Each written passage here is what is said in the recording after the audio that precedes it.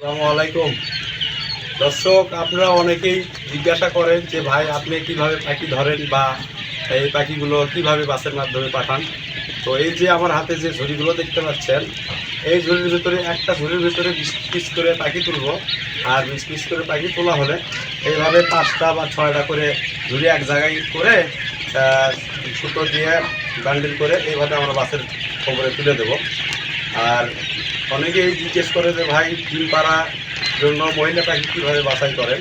তো এই যে এখন আপনাদেরকে আমি দেখাবো, কিন্তু দেখেন এখানে পাখি আছে সব অ্যাভারেজ।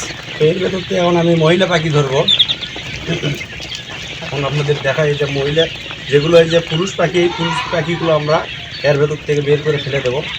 আর যেগুলো মহিলা পাখি, এই মহিলা পাখিগুলো ধরে বাছাই করে ভেতরে রাখেন। এই যে দেখেন এটা কিন্তু মহিলা পাখি, হ্যাঁ। তো এই পাখিগুলো এখন আমরা এর ভেতর থেকে মহিলা পাখি ডিম পাড়ানোর জন্য যারা নিতে চায় তাদের জন্য এই মহিলা পাখিগুলো বাছাই করে করে আমরা এই ঝুলির ভেতরে এখন তুলবো, হ্যাঁ। তুলে এইভাবে আমরা বান্ডিল করে বাসের মাধ্যমে বাংলাদেশের 64 জেলায় আমরা মালগুলো ডেলিভারি দিতে পারি। কারণ আমাদের তো এই অবস্থায় যদি কারো ডিম পাড়ানোর জন্য মহিলা পাখির প্রয়োজন হয় তাহলে স্ক্রিনে দেওয়া নাম্বারে আমার সাথে যোগাযোগ করবেন। যোগাযোগ করার পরে আমরা বাসের মাধ্যমে বাংলাদেশের 64 জেলায় ডেলিভারি দিতে পারবো।